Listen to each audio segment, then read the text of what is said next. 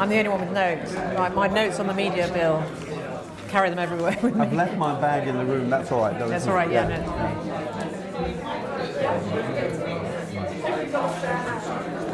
I feel like I'm closer to him than I am to you, so that doesn't seem. Come on, it's like just say that I smell.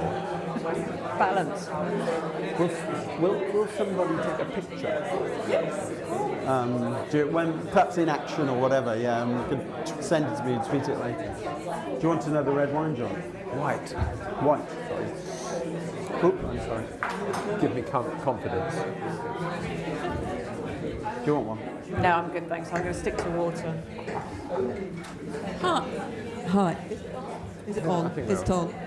Hello. Hi. Hello, welcome. My name is Jean Seaton. I'm the director of the Orwell Foundation, and we've been having a festival of political writing, asking some quite difficult questions about Orwell and anti-Semitism and Orwell and Russia and things.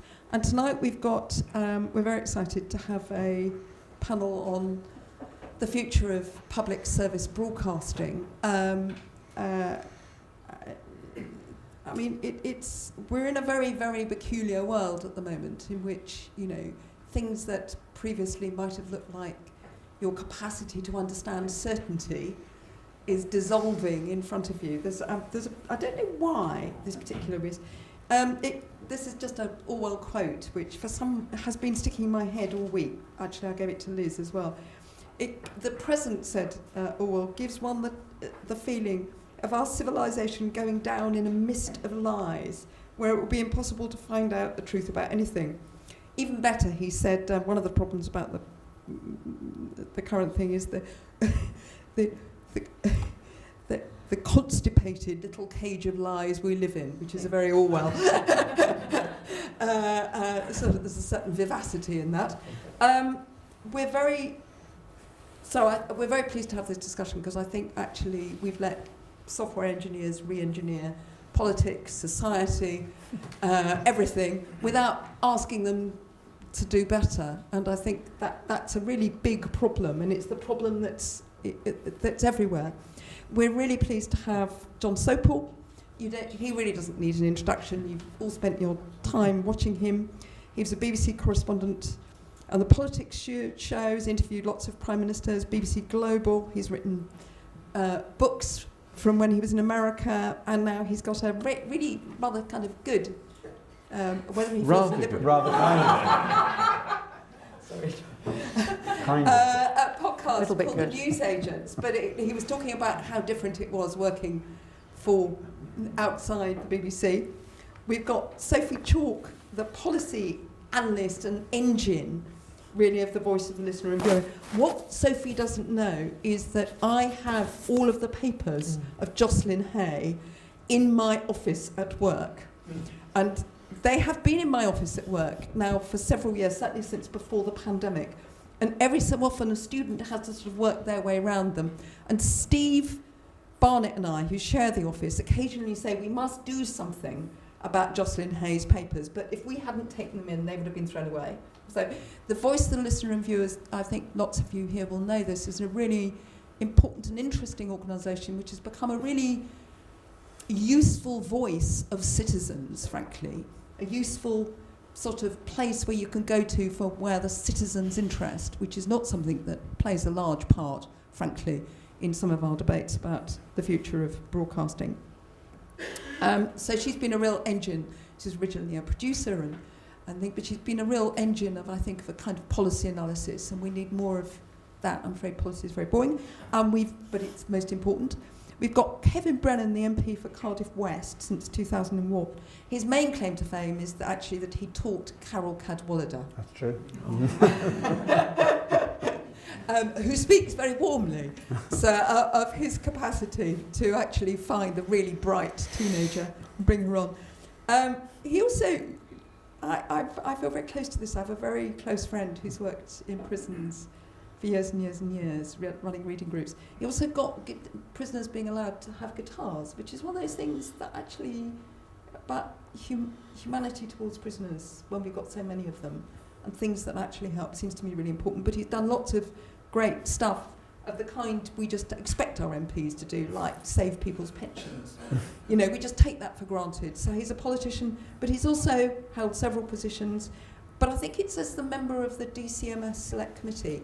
In itself, select committees were actually more or less invented by a mixture of Sir Bernard Crick, our own founder, in the 1950s, coming back from America, and they've become a really powerful bit of democratic holding to account, and the DCMS Select Committee has been absolutely riveting and has been on the whole asking the right questions.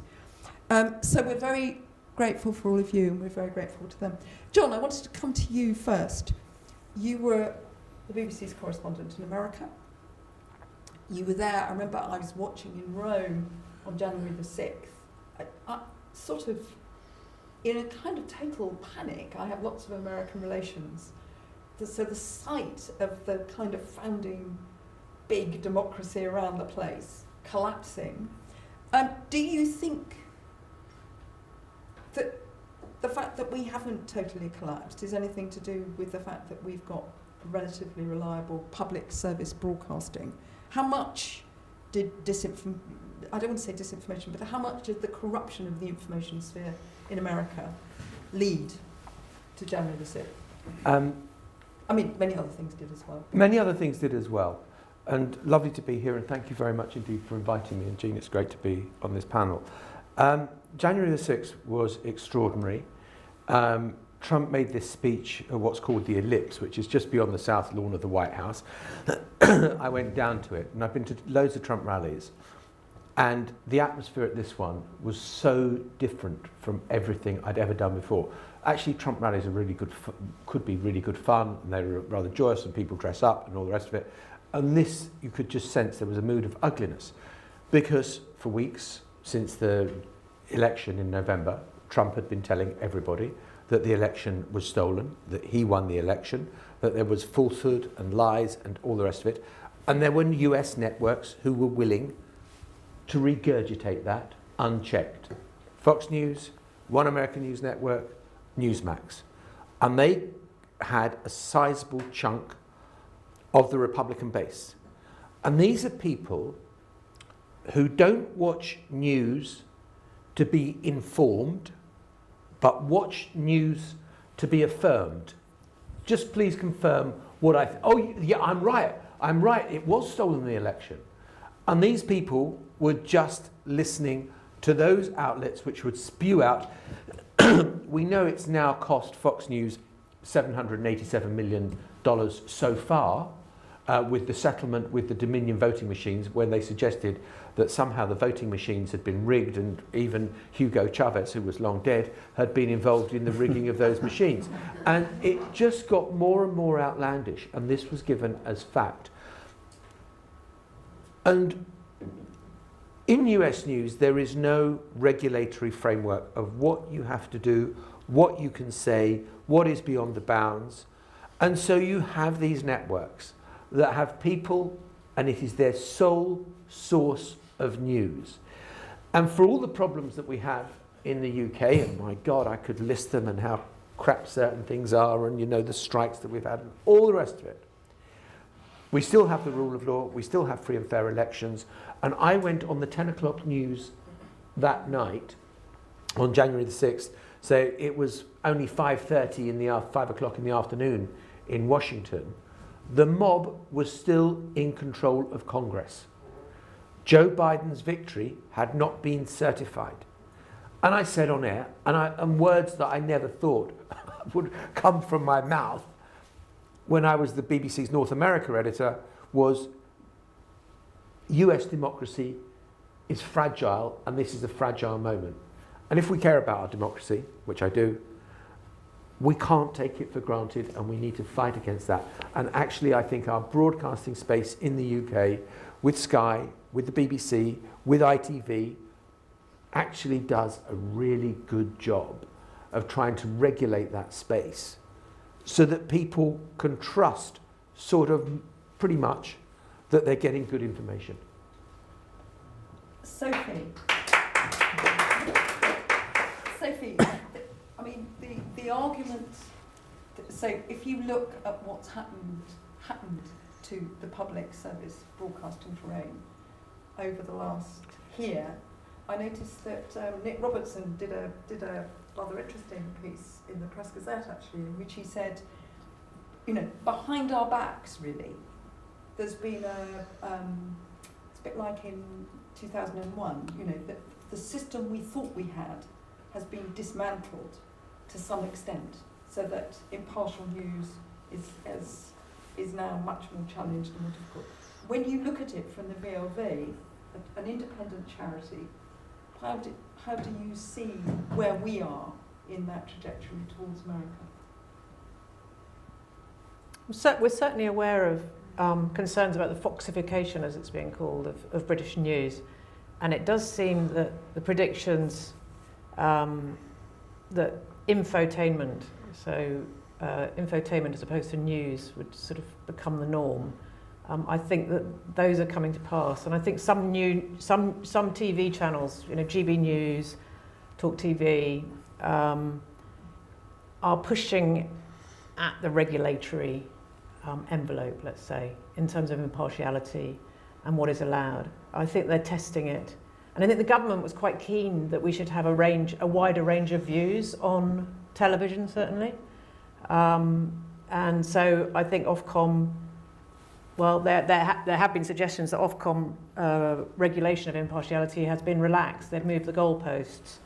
And Ofcom are now looking at whether sitting MPs should be allowed to present programmes, or audience expectations of MPs presenting programmes and what the audience wants. Ofcom decides whether a programme has to be duly impartial. Not Parliament, not the legislation. It's Ofcom that decides that. And so they have these weird distinctions. Weekly discussion programmes on whichever channel, whether it's called a news channel or not, those don't have to be duly impartial, but daily magazine programmes do. So that means that Nadine Dorries can interview Boris Johnson, and that is considered duly impartial.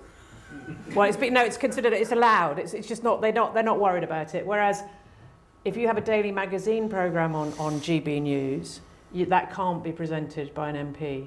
And that some of the decisions that Ofcom have made in defining what should be covered and what shouldn't by due impartiality seem quite erratic to us. So I think we want that. You know, we've got a media bill that's a draft media bill that's been published. We actually want the government to revisit impartiality regulation and the definition of news and what should be covered by impartiality regulation in this bill. It's not in there at the moment, but we would like to see that happen, because I think the reason that Ofcom is in a mess, and I think Ofcom is in a bit of a mess about this, I think it's really struggling to work out how to cope with Jacob Rees-Mogg and Nadine Dorries and other sitting MPs presenting programmes and interviewing their colleagues, you know, secretaries of state and ministers on their programmes, and Ofcom doesn't really know what to do about it. And I think Ofcom's in a very difficult position, actually. I have some sympathy, because they just don't know what to do. They don't know how to cope with this. So we need to look at it again, because impartiality regulation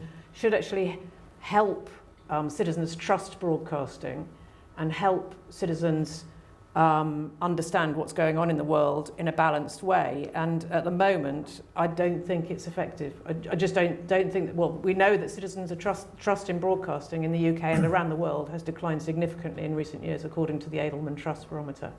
So we have a problem with trust. We need to do all we can to reinvigorate trust in broadcasting.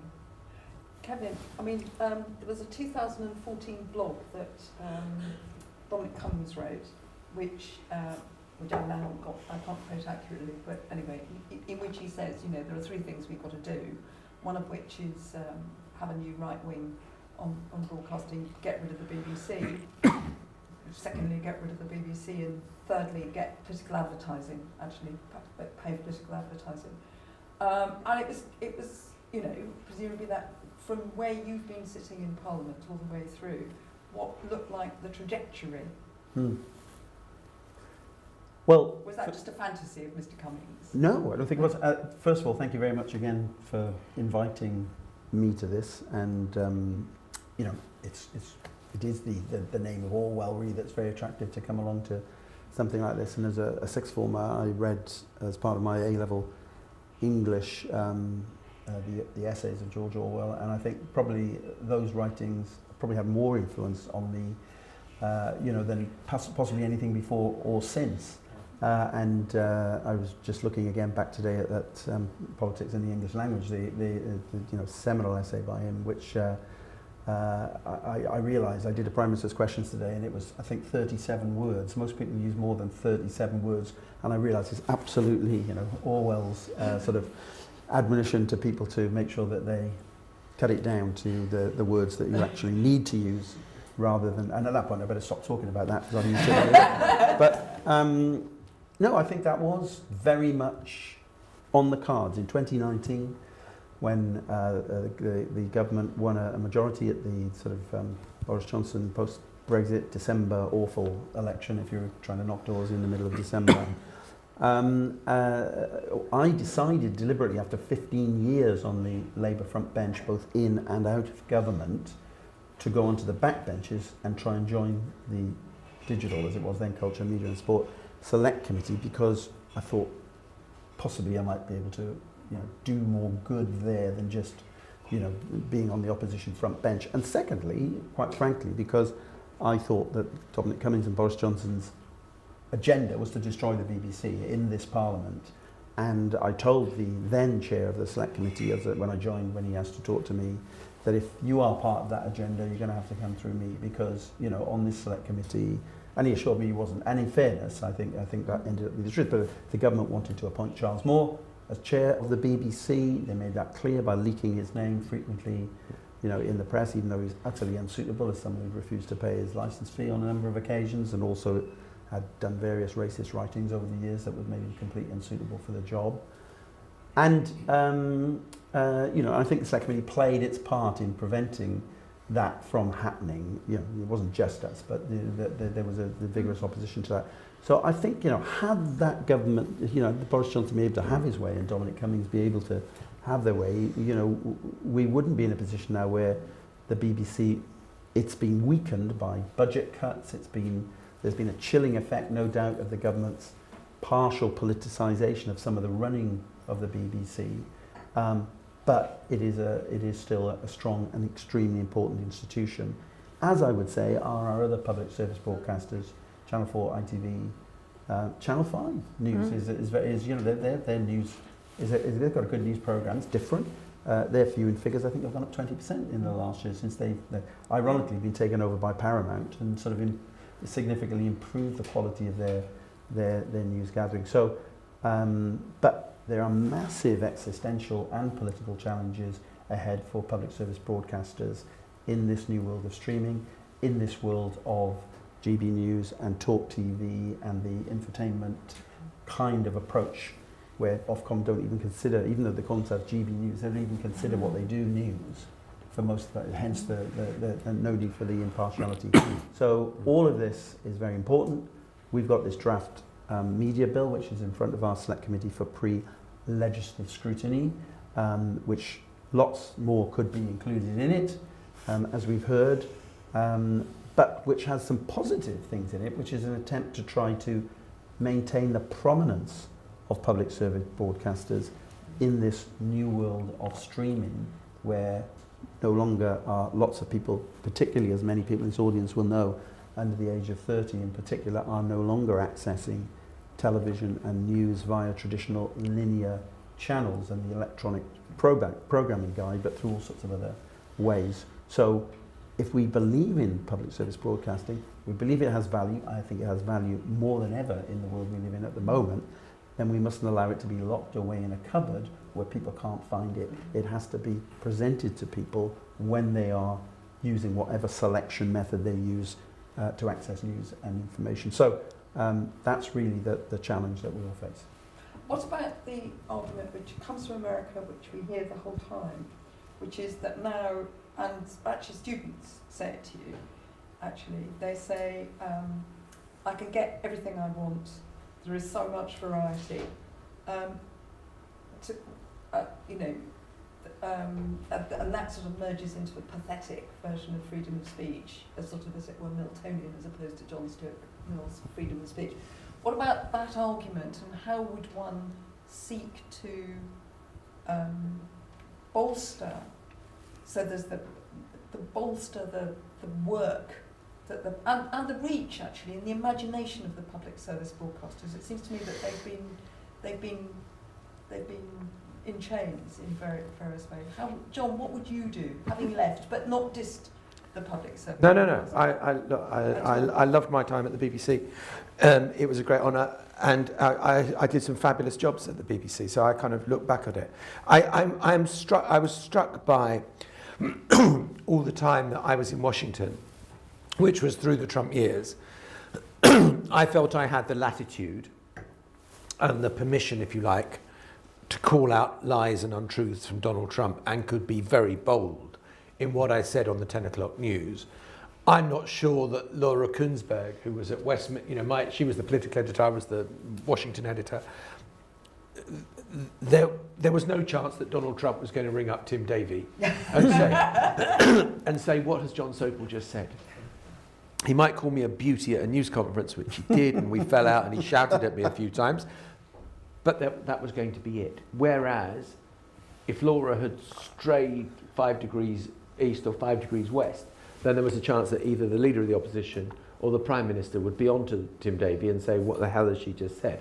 And I think that when we think about impartiality, and I've thought about this a lot because of what happened in America, there are all sorts of ways to skin that cat. But one of the things that I think is chilling is when within an organisation like the BBC or anywhere else, where you think, I mustn't say anything provocative. Yeah. I think we've got to, if a politician has told a lie, I think it is we don't willy-nilly go on the air and say he's a bloody liar, because I think that would be very alienating. But if we have got the evidence before us that this is a lie, why don't we just say it? And it was kind of struck me listening to Chris Mason a couple of days ago, after Boris Johnson had reacted to the Privileges Committee. He said he has lied. Mm-hmm. We sort of knew that for a kind of little while, and did not say that. And this is not a party political point. This is not. But if we care about government and process and parliamentary democracy, which, as I said in my introductory remarks, I think that is key to us living in a free society, then we have to call this stuff out. And we can't do, the Tories say this, Labour say that, only time will tell, John Sopel, BBC News Westminster. Because I think that is pusillanimous, and I think it's weak. And I think that we have got to be really careful before we go on air, that we have got our facts sorted, that we have made the necessary checks, that we are going to use language with care and precision.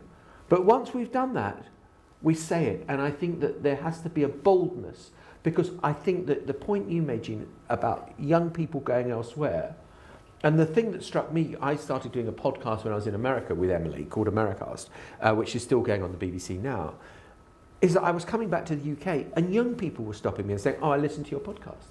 Young people never stopped to say they heard me on the Today programme or they heard me on the 10 o'clock news, because that was a pursuit for people over 60. And so I think that the BBC and public service broadcasters generally have to look at how they engage a wider audience, because that will give them legitimacy. But having a very timid definition of what impartiality is will get them nowhere. There's a wonderful thing you did, which is, I think you were in Australia, and you said, the 2 + 2, the BBC shouldn't go on and say 2 + 2 equals 6 sometimes. Well, I said that it's not, there are some people, it would be easy to say some people say 2 + 2 is 4. Yeah. Some people say 2 + 2 is 6. But 2 + 2. Well, only time will tell. No, 2 + 2 is 4. And I think we've got to be able to say that. Although I listened to a Radio 4 programme this week that said about mathematics, that said 1 + 1 is not always 2. I did. Yeah. Exactly. Really that would have hurt my head. I'm glad I missed that. But it was mathematicians. It was mathematicians. It was very sophisticated. I could see that the nature of 1 as an object was more beyond me. Sophie, can I just come to? Regulation always feels like a sort of complicated subject. as it were, and it looks as if it's a long way away from people being offered stuff. Why does regulation matter? And what would make Ofcom, what do you need to do? Ofcom was seen as a gold standard regulator, actually. It wasn't captured by the industry. Do we now think it is entirely captured by the industry? The commercial industry. That's. I don't know. As a citizen, as an organisation that tries to represent citizens' interests, we're up against some quite well-funded teams out there who are lobbying. So one of our complaints, but this applies to the BBC and its consultation processes, which are pretty thin now. Ofcom, DCMS, everybody really, in terms of listening to citizens and thinking about what citizens might want and need. And we can't possibly say that we represent all citizens. We don't. No. But we try to look at government. It's quite challenging sometimes when you're up against really well-resourced corporations. And they have whole teams. And I work part-time for VLV. And so it's me versus the rest of them, sometimes it feels like. Which is, that's what it feels like. I don't think Ofcom's bad. I think there are some amazingly talented, interesting people in Ofcom who have huge integrity, and I really enjoy working with them. There was a suggestion at a recent conference that we ran that Ofcom has shifted the goalpost on impartiality regulation without really announcing that it's done so because the government wanted to have a wider range of voices on TV. Whether that's the case or not, I don't know, but there was an Ofcom representative there who staunchly defended himself. But it's hard to say, isn't it? Whether I don't think the industry's necessarily captured Ofcom. Ofcom's under pressure from industry. It's under pressure from government. It's under pressure from us. Hopefully, if we're doing a good job. And then it has to make decisions that are sensible. And regulation per se, I always sort of say I do this job and it sounds terribly boring, but actually I've become completely obsessed with it over the period of the last sort of 20 years I've been doing it, and I'm fascinated by it, which obviously means I've been completely captured by policy. and I think it's absolutely fascinating. How do you make it work? It's very complicated. There's no one right answer, which is why the Select Committee is looking into this media bill. There won't be one right answer to all the challenges we face, but I think to discuss it properly and have accountable organisations look at it and for citizens to be at the heart of it at the end of the day. What's the point? There is a commercial point. That's what we're facing actually, is the world has increasingly become commercial, and there's nothing wrong with commercial per se. If people want to watch programmes that are considered very popular, that's great, but we also want other stuff that it isn't just commercially motivated. That shouldn't be the only driving factor. No. And also there's a fallacious argument about variety, which it always sounds as if there's more variety if it's commercial, but in fact commercial tends to absolutely exclude a whole range of voices and interests that public service broadcasting is there to serve. So that it's a fallacious argument that wins half the thing. But one of the things is that public service broadcasting has been a very smart intervention into one of our biggest industries, which has jobs all over the country. One of the really interesting things during the Channel 4 consultation was discovering how, or at least trying to alert Conservative MPs to the fact that there was bound to be a Channel 4 related company in the street down from their office, and you could really do it. As Labour comes in looking to make smart investment, how does it see an industry which also involves our creativity, our stories, our sense of ourselves? I represent Cardiff. I'm from South Wales. We've gone from manufacturing widgets and digging coal to manufacturing fantasies and making news. That's the reality of the change in the economy where I am. The creative industries and the media industries, the new BBC headquarters. If you visit Cardiff, you get straight off the train. There it is, right in front of you, next to our wonderful stadium. It's a hugely important, actually, employer and part of the economy, and the fastest growing part of the economy right across the UK, and particularly in the areas where I represent. And making people understand the economic importance of all of this, leave aside the cultural and political importance that we're talking about, is really very, very significant. And the Channel 4 privatisation argument is an interesting case in point. You would have thought that the Conservative government would actually cherish an institution created by Mrs. Thatcher that costs no public money whatsoever, even though it's a public service broadcaster. It completely makes its own money. It isn't allowed to become a sort of centralised behemoth. It's supposed to. All its programming is made by small production companies all around the UK, as you quite rightly point out. And yet yet again, it's the second time I've been involved in fighting this off in 5 years. That yet again they find this solution in search of a problem. That they want to privatise it and then take away Channel 4's ability to do the unique things it does within the public service broadcasting space, have to serve shareholders and give away this, make any surplus they make to give that away to shareholders, and inevitably, reduce the amount of, the quality of the programme making that they can make. Now, there is an argument, you can get more investment, there's an argument about the new thing, but actually what we really need is not a copy of another American kind of media company. We need unique entities within this wonderful concept, I think, of public service broadcasting, that there is, that will enable us not to just become yet another American style media environment, but that we have something ourselves that's unique, that doesn't just show American programs and repeats and all that sort of thing.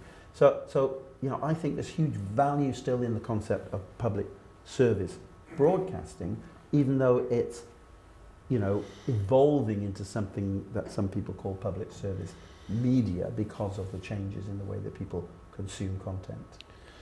And I guess I'm an example of that in the sense that after we recorded our podcast today, I sat in the studio and recorded commercials for the sponsors, of our podcast, because it's got to be paid for and it's a commercial thing. And yet, I don't think we compromise on quality. We've got a lot of blue chip companies coming in. We've got a huge number. So I think that commercialization, or the commercial aspect of this, is not necessarily a bad thing. The other interesting thing is that the company that makes the podcast I work for is global, and they own LBC, Capital Radio, XFM. I'm going to miss out half of them, Heart FM, and a number of others. But at LBC, their schedule, they don't have a Today programme. They have Nick Ferrari, who's robust, tabloid past, kind of let's say just a few centimetres to the right of centre. Some would say more.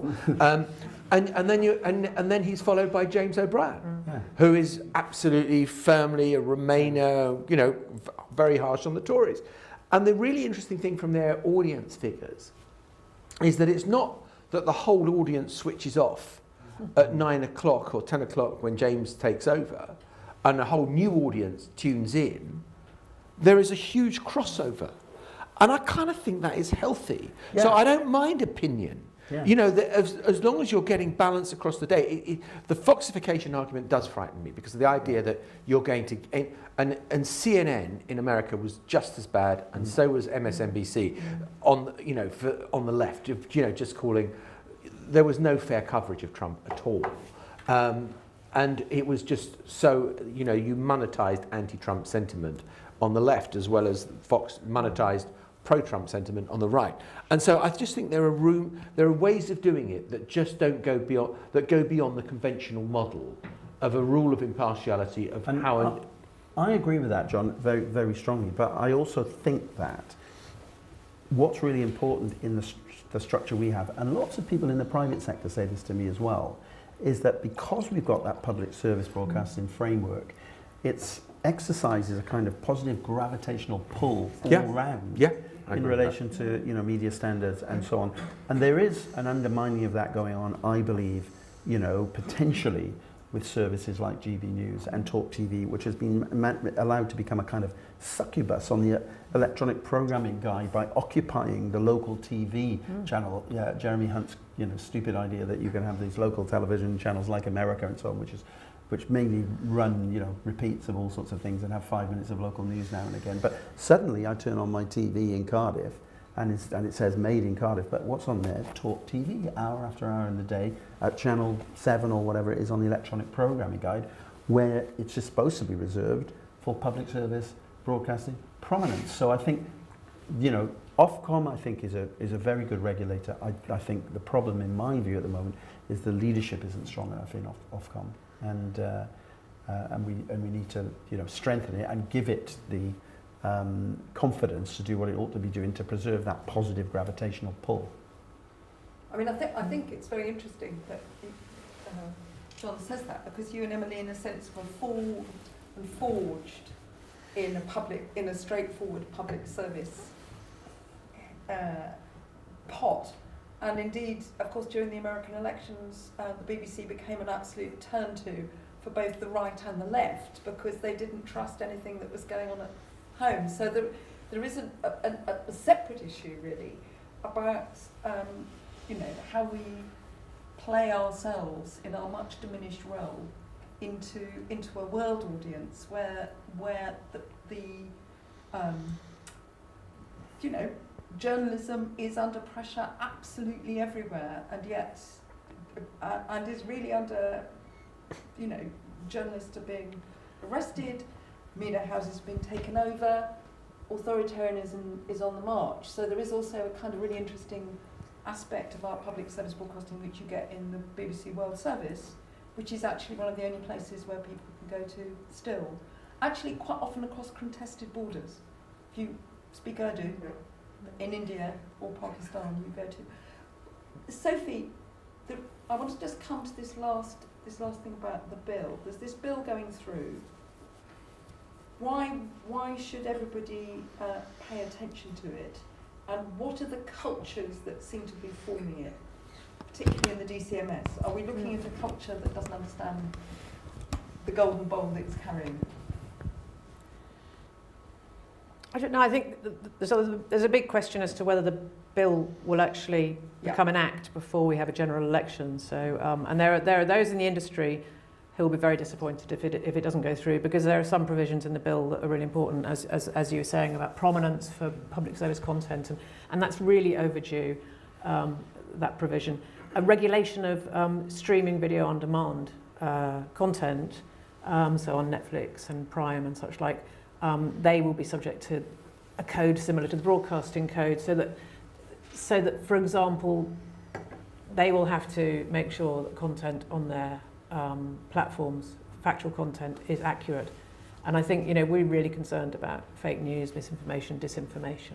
So that's a really good step forward, that video content, streamed video content on those platforms will need to be accurate. And if not, then you'll have the right to complain to Ofcom, and Ofcom will have to deal with it in the same way they do other broadcasters. So that's a good thing. So there are some really good things in there, but there are some problems, we think. And so I don't want to get too technical, but there's something called the PSB remit, which is in the current Communications Act, which specifies that we should have genre like religion and sports and arts programming and matters of international significance. So these are all sort of mind-opening, educational genre. They're the kind of broccoli, aren't they? The broccoli and the spinach of broadcasting. And I don't think I worked in as a producer-director in made factual programs and worked in news as well. And one of my things I felt really passionate about is that actually broccoli doesn't have to be boring. You can make a cookery program set in Colombia, which I did, and we nearly got kidnapped in the process in a community. Broccoli. You know, so spicy broccoli. So you can make broccoli spicy. So that should be that. I think that, you know, it doesn't have to be high fibre. Doesn't have to be boring. So you can make really imaginative programs that are high fibre, but they're actually quite accessible. That type of content, which is currently demanded by the Communications Act, but has never really been properly enforced because Ofcom didn't have the teeth to enforce it.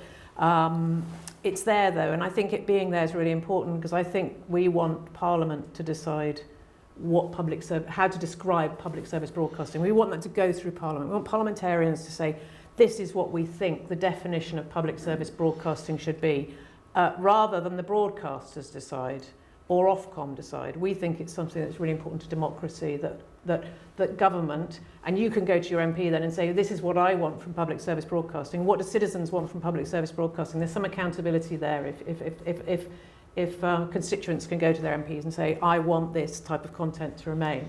Now, DCMS, I had a meeting with them recently, and I don't want to speak out of turn, but I was really shocked because they said, we don't really need any of that stuff anymore because you can get it on YouTube.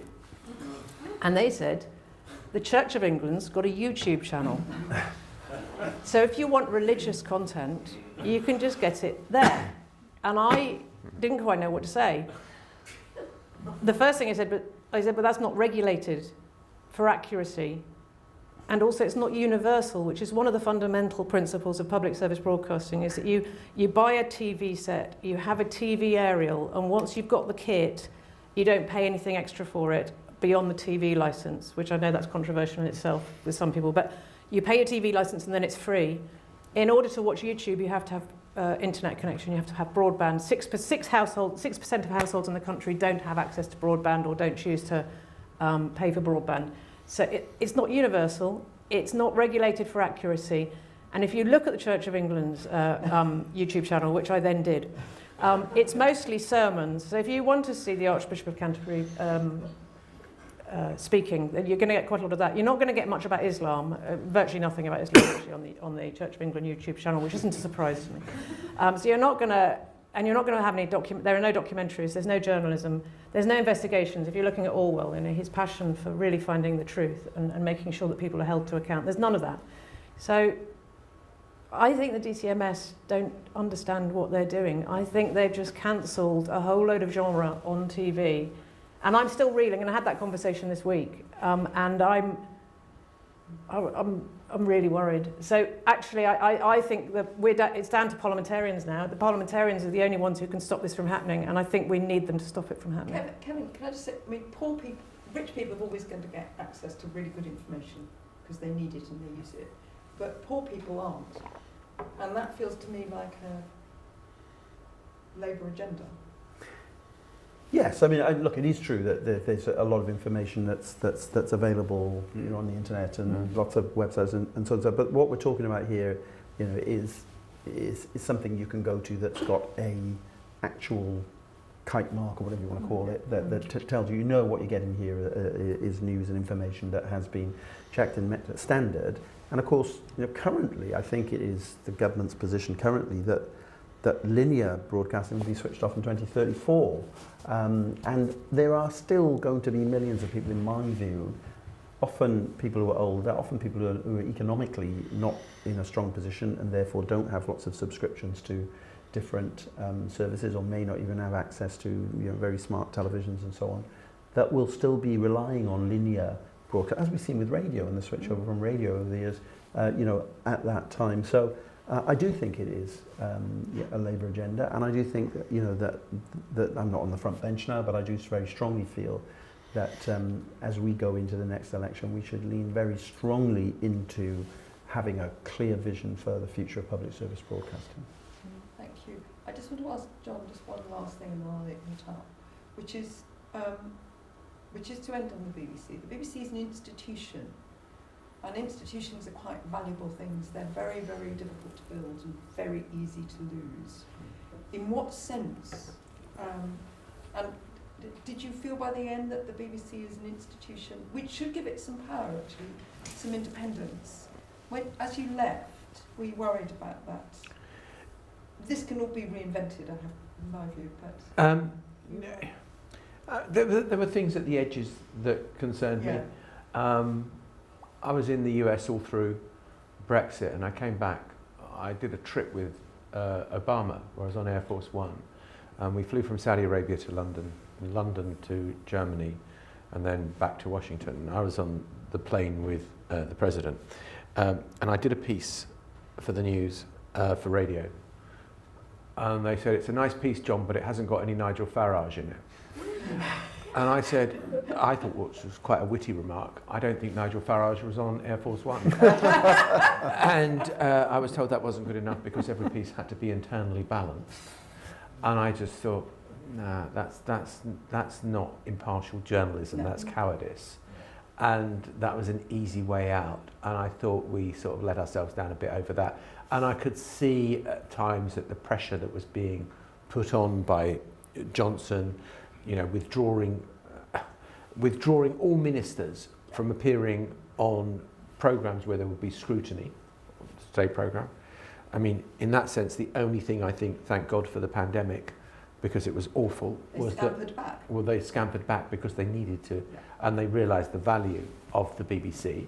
So I want to sit. I have my only interest is for the BBC to flourish and to be great, and to be confident and to be bold. And I sometimes think that among some people there is a view that, okay, if we do this, we'll get good coverage from the Daily Mail and the Daily Telegraph. And my own view, having left and kind of got out, is I think the Daily Mail and the Daily Telegraph are never going to love you. They're always going to find a reason to be critical. So you've got to do what you think is right and have the intellectual self-confidence to follow that and to give us bold, interesting, spicy broccoli, because we do have to do some of the broccoli in news coverage, but let's make it as engaging as possible. And you know, I kind of think that when I went on the television news and I was standing outside the White House, I thought, I've just got to tell people a story. Listen in, guys, because this is important. I want your attention because I think this really matters. And I think that, you know, we've just got to be bold in our storytelling so that we can, so that the audience thinks, oh, yeah, that does sort of matter. Thank you very, very much. I think I'll open up the thing for discussion, for questions, and I'll take a couple of questions. 1, 2. If you just do a couple of questions. Hi, this is kind of a question and a comment, really. I think public service broadcasting, by its very nature, is a serendipitous opportunity, and one which has curated abilities to open stuff up that people don't choose to go. We live in a podcast world where people go to certain things and they are in a kind of an echo chamber, I feel. I mean, I worked for many years on LBC producing radio drama, and we sustained a model for 15 years through sponsorship and Arts Council money. We dealt with National Public Radio and did classic series for them, but never new writing. In London, with some support, we premiered the work of Martin McDonagh and Simon Beaufoy. In the end, it was unsustainable. So the BBC, with public money, can sustain the most incredible creative engine, new talent, unperturbed by commercial pressure. I deal with Audible, and the only thing they seem to be interested in are well-known titles or huge novels. It's not about nurturing that talent for the future. So I suppose all I'm saying is I'm endorsing everything you've been saying, and I just hope that creative writing and audio drama forms a critical part of the national dialogue. Thank you. Yes. Hi, thank you all for your comments. I had a question mostly for John. I work at the U.S. Center on U.S. Politics here at UCL, so I'm curious, how do you think Trump can be covered fairly this next time around? I think you said it well that CNN was just as kind of off the rails as Fox was in some ways. They've tried to write it a little bit and have gotten skewered because of it. And journalists in the U.S. that I know are just freaked out about how to walk this line of impartiality, but also the sense of an ethical commitment to challenging Trump. So how would you recommend they do that here or there? Wow, that's a big question. So look, in TV terms, what happened? I mean, go back to the 2016 election. You have a rally with Marco Rubio, little Marco. You have another rally that's about to take place with lying Ted Cruz. And you have another one with John Kasich, the Ohio governor. And you've got another one with someone else. And you've got one with Donald Trump. Which one do you take? You're going to take Donald Trump every time because there is jeopardy. There is risk. You don't know what he's going to say. You don't know what he's going to do. If I was the TV channels, right, we're going to change that. Donald Trump is not going to be ubiquitous on the airwaves all the time, every day. And I would push back on that. I also think that you just need some calm analysis of how he's doing what he's doing and why he's doing it. And I think you need to have the honesty to say, this is BS.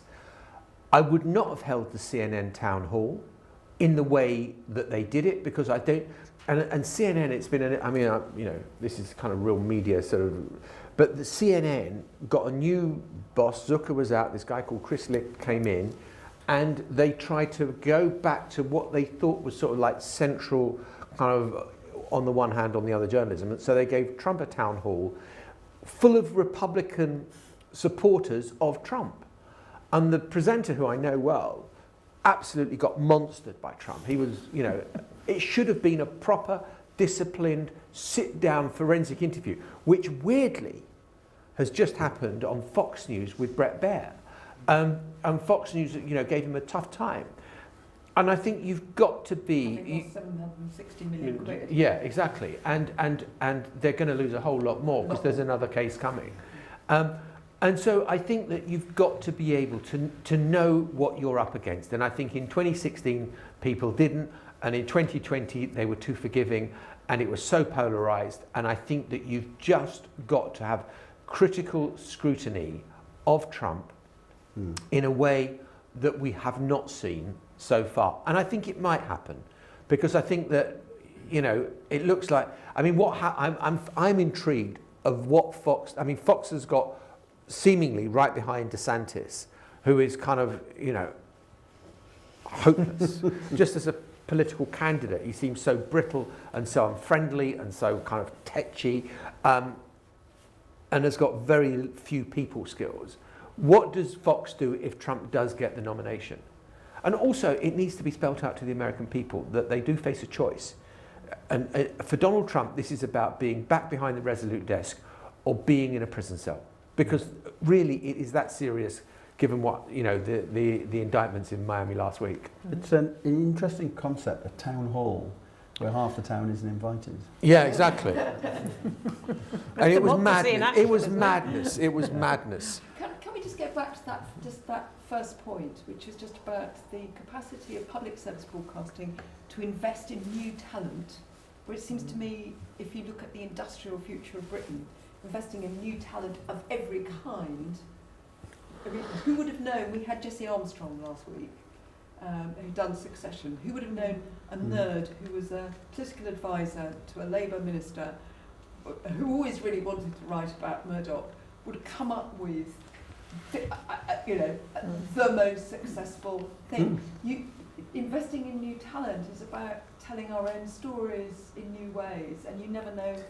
And you know, the fact, in defence of Sky, you know, the fact that they're not a public service broadcaster, although because of some of the shenanigans around the takeover, which I was involved in a bit on the shadow front bench in sort of delaying and making sure they weren't just rebought by Rupert Murdoch without there being a competition. In the end, they all had to bid for how long Sky News would be, you know, have to produce its sort of very high quality, good news service, in my opinion, you know, and akin to a public service broadcaster. And you know, the Succession is a Sky production, and they're doing some brilliant work, which is akin and of very high quality, up there with public service broadcasters. But I go back to my point. I think that relates to the gravitational pull of what the structure we have of our system in this country. And then, you know, but nurturing new talent, interesting case in point would be someone like Michaela Cole, who, you know, wrote I May Destroy You. Well, of course, Netflix, I think, offered her $1 million or whatever it is for that series, but she turned it down because they wouldn't let her keep any of her own intellectual property, because their policy, although they denied it when I asked them about it, their policy basically is never to allow a creator to hang on to their IP, you know. The IP has been the channel for brilliance. But with I May Destroy It, so therefore she went elsewhere to the BBC. So I think, you know, that role is very, very important in nurturing and having that pipeline and bringing that talent on. I've got, Just while you're bringing the microphone, I just want to answer one other thing about how to cover Donald Trump at the next election. Yes, no, that we need this. Calmly.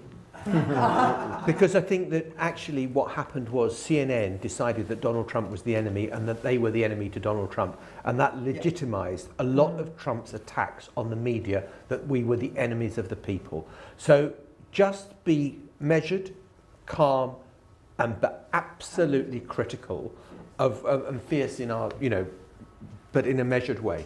Sorry. This is a question for Kevin Brennan, really. What will a future Labour government want from the BBC? Will it want it independent, or will it want it cowed? And if it's independent, how will it make sure it gets it? Well, you know, I very, very much hope it wanted to be independent, and that is the view of, you know, that all my colleagues that I speak to. every politician gets, annoyed from time to time about coverage about them in the news and so on. And we do know the history, around the Iraq War and the Andrew Gilligan, controversy and all that, and Alistair Campbell's, reaction to all of that Very at the big time. licence fee settlement just afterwards. Well, we don't want to go over all of that ground, but there were faults on both sides, should we say, in that whole story. And I say that as somebody who voted against the war in Iraq back on March 18th, 2003. But the very much to, I think, restore that notion that the BBC has its editorial independence and that distance should be there, and you shouldn't have, prominent, still political Labour figures manipulating the appointments of people in the news department, in the BBC, and all those sorts of things, which I think are beginning potentially to creep into the structures, that have been going on in the last few years. And we haven't said much about it, but we do need to think about the licence fee. Absolutely. And what its future is in this new world. 2 years ago, our select committee did a report into the future of public service broadcasting, and we examined other models of how public service broadcasters are funded in other jurisdictions around the world, including America, which is a wholly different sort of thing with public television. It's just basically a begging bowl every so often. But in European countries as well, and what they've done. And basically all we said was that, of course, you can always challenge the notion of why should you have this poll tax, if you like, because it's a regressive tax. Why should you have this way of funding the BBC?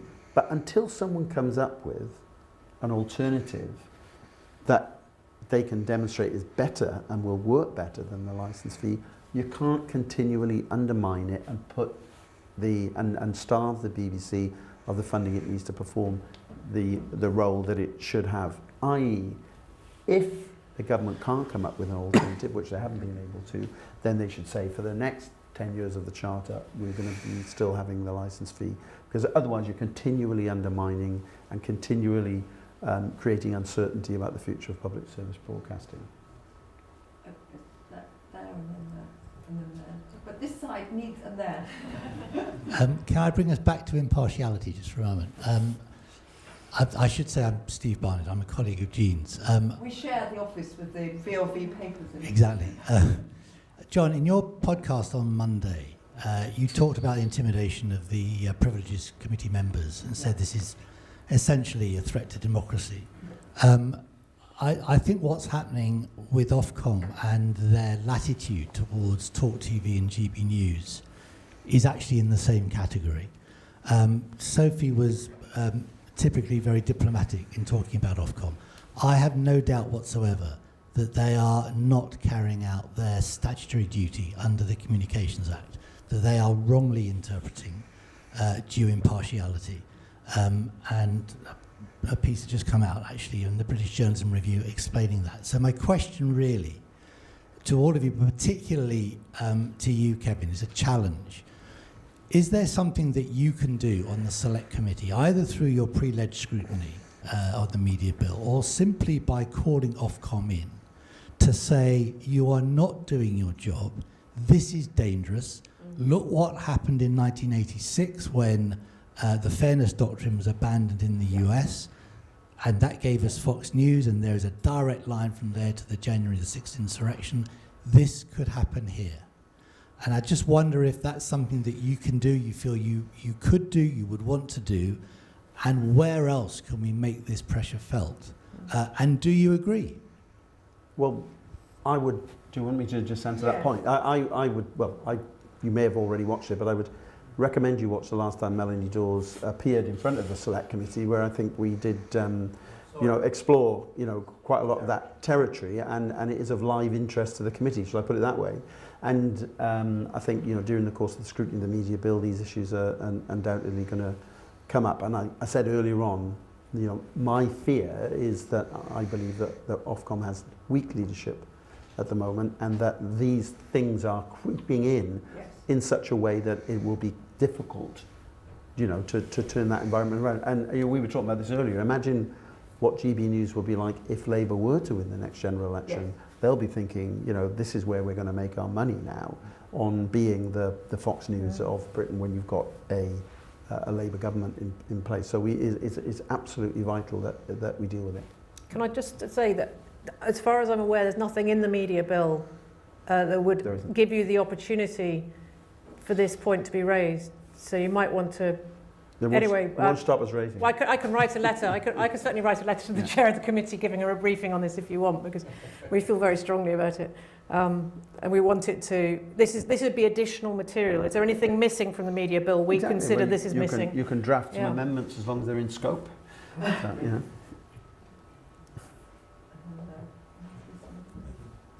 I'm Paddy Barwise from London Business School. A couple of points and then a question for the panel. First point is, we don't have to speculate about whether public service broadcasting matters, because we do have evidence. And in particular, the Zurich University and Antwerp University 18-country comparative study, which is looking at the determinants of the public's resilience to online disinformation. And they found 7 factors, and having strong public broadcasting was one of the 7. So the Nordics and the Netherlands were sort of the best, the UK just behind them. Southern Europe, Eastern Europe, not so good. The US in a category of its own. Second point, as Steve has just said, the key year in America was 1987. Surprisingly few people know the point he mentioned en passant, which was in 1987, Reagan abolished the fairness doctrine, which required due impartiality, roughly, on network news. And it would not have been possible for Fox News and the right-wing shock jocks to exist if that hadn't happened. And part of the famous Cummings blog post from 2004 was the introduction of the UK Fox News. And GB News is not quite Fox News.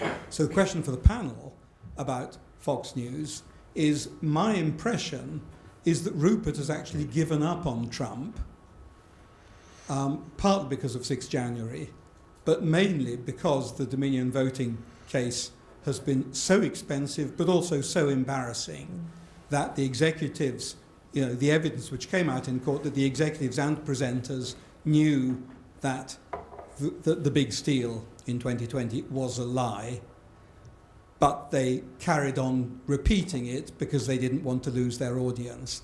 Am I being hopelessly naive and over-optimistic in believing that Rupert's given up on Trump, or do you think he has?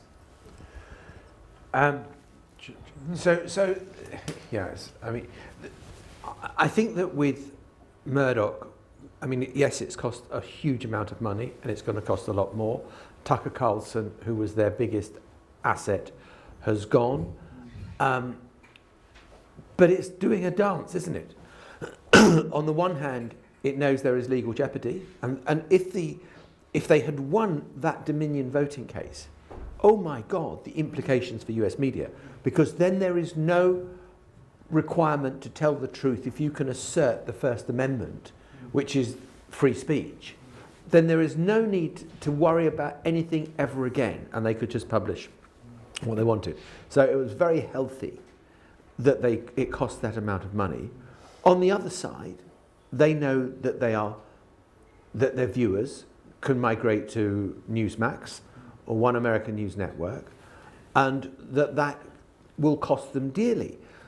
I thought the disclosures in the Dominion voting system case were fascinating. The emails from presenters who seem much more worried about their share price. Yeah. And my God, we've got to stop the journalists from getting the truth out there because it's going to affect my shareholding really badly.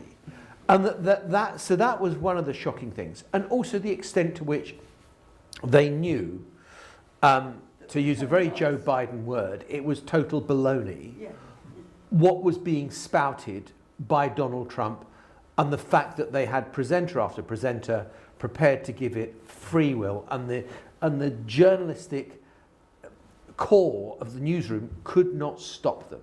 And in fact, the only pressure was on the newsroom to please stop telling us what's really happened. we've got to get on with this narrative because that's what our audience wants to hear. And I love that we are having tonight, and I love the concern that is being expressed about what could happen here, because we're still, I think, thousands of miles away from an American broadcasting system or the hyperpolarization that exists in American society. But, you know, January the 6th is a wake-up call to everybody that you can take none of this for granted. I've got two. I'm going to take this question on this side, because this side. Does anybody else want a question on this side? So can we take two quite quickly? And then I'll take one then, and then we'll finish. Yeah. Thanks. John, you said there's a number of different ways to skin the cat of impartiality, and I'd like to dig into that just a little bit. I remember about probably 10 years ago having a conversation with some senior apparatchik in BBC News who'd been doing focus groups and said, you know, talking to young people, they don't like the BBC News because they don't know what the presenters think. And it seems that's a kind of big issue for impartiality. But people love fact checker. It's a kind of political version of Martin Lewis, and everybody believes it. And I just wonder if, when you say there are different ways of skinning that cat, if one of the ways of doing it is to have something which is in a way distanced from the broadcasters, but has a kind of authority in the way that fact checker has. I mean, that's a highly debatable point, but you made the point about different ways of skinning the cat. I think the bigger issue is the point about spicing the broccoli and the diversity and comprehensive nature of what broadcasters cover. And it's not just spicing broccoli, but how do you have a whole range of vegetables that are spiced, and that's the responsibility of public service media to ensure that there is a level of public interest in these issues which are not immediately apparently obviously of interest. I just want to take this next question from the young man behind. Thanks. Hi, Jack Gamble from Campaign for the Arts. We've spoken today a lot about the need for public service media, the benefits that it brings to societies all around the world and to our own, and also the challenges that we face to the future of it, be that from dilution of the definition of it in legislation or funding of our public service broadcasters. It is a really complex set of things we're talking about here, and yet at the same time we know that people do value at least the fruits of this public service media, even if they're not actively engaged in the debate about it that we want to have. So my question is, John, I was struck by you talking about going on the TV news and leaning forward and saying, please lean in, I've got a story to tell you about what's happening in America. It's quite complex, there's this context, but you need to know this because we need to be having a discussion. My question is, how can we start to tell a story about this, about all of this stuff, that means that more people are talking about public service broadcasting more often? I think I'll just take that final question now and then we'll round up. Hello, John. David Loyne. I'm a David, former BBC correspondent and colleague of John's. Can I just question this point about calling out liars, which you appealed for journalists to do more of? And I had left the BBC by the time of the Brexit debate, and I remember that BBC News made a real effort to look into the £350 million for the NHS on the side of the bus, and it didn't make a blind bit of difference. In fact, I think the more often they said this figure's wrong, they only ended up repeating the 350 million for the audience who were still listening. And the Washington Post were counting during the Trump presidency the lies, and I can't remember the total, but it was X thousand, and it's several a day. Trump and Johnson are the same kind of politician. They both just layer it, lie on lie on lie on lie on lie. So that journalists get the normal process of journalism and calling things out get so confused that they've run away with you already. And I think that the challenging the 350 million figure was a real object lesson in the problem that we face with politicians if they don't. It took a long time for the parliamentary committee to get to, Partygate and actually saying, to the point that Chris Mason could actually say Boris Johnson is a liar. Last thoughts on these? Okay. The role of the fact checker and the fact checking, that's only as good if they've got trust in the people. And I think that it's much more important for the BBC and ITV and Sky to retain and regain the trust of the British public so that people feel there is a degree of confidence in what they're listening to. and you know, BBC has got this new thing, BBC Verify, that they've kind of, you know, I've always, I mean, David and I would think, well, haven't we always tried to check that our stories are broadly speaking true? But I mean, you know, let people experiment with as many ways as possible to get as much trust as you can. Honestly, and I don't know whether, you know, it's lovely to see David here, but I mean, honestly, I spent 40 years as a journalist. I've never thought there has been a more bloody awful, difficult, shitty time to be a journalist, and there's never been a more important time, because we have to counter the disinformation, the misinformation, the bad actors, the liars, the populists who would tell you that black is white.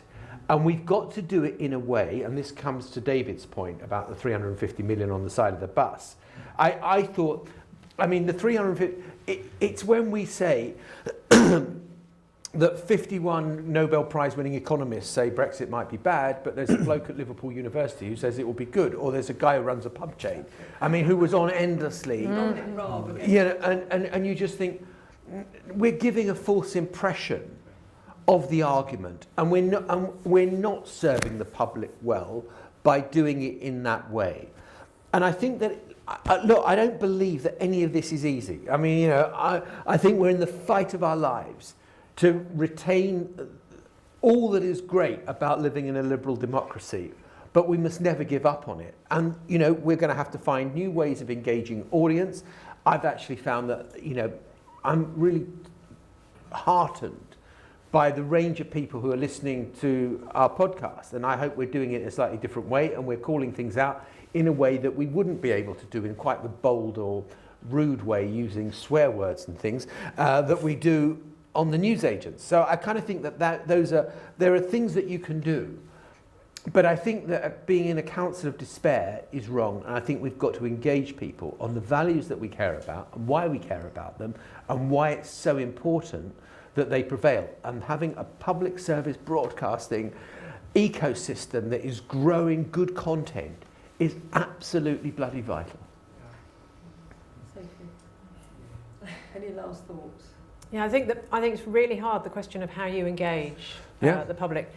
I found it very hard for quite a long time to tell this story, because, you know, you're in the middle of a pandemic, the NHS is on its knees. The NHS has been on its knees for quite a long time. So, and I find it very difficult to explain to people why democracy, truth, accuracy in broadcasting is as important as our healthcare system, because I do feel that the NHS is more important than what we're doing. And I know that you can't really, it's not either or, is it? But, you know, it's very, very difficult to argue for this. It's a nice to have. A lot of people see having a high quality broadcasting system as a nice to have. It's the icing on the cake, but it's not the cake.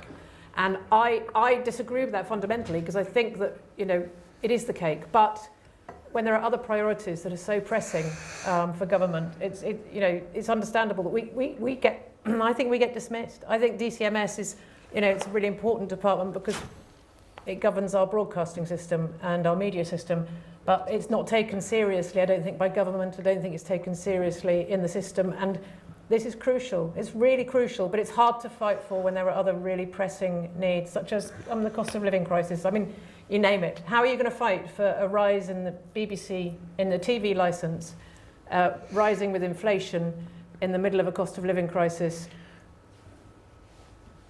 There we go. Jean, I'm sorry, I have to give you two numbers, okay? So the public funding of the NHS, 131 billion. Public funding of the BBC, 2.2 billion. Okay, you can add 10% of the 3.2. It's barely around. It's just me being oversensitive then. I mean, I just find it sometimes difficult to argue that this should be a priority, a policy priority when there are other crises. You're going, the top of the system is probably the most important bit of this. It's about engineering the structures.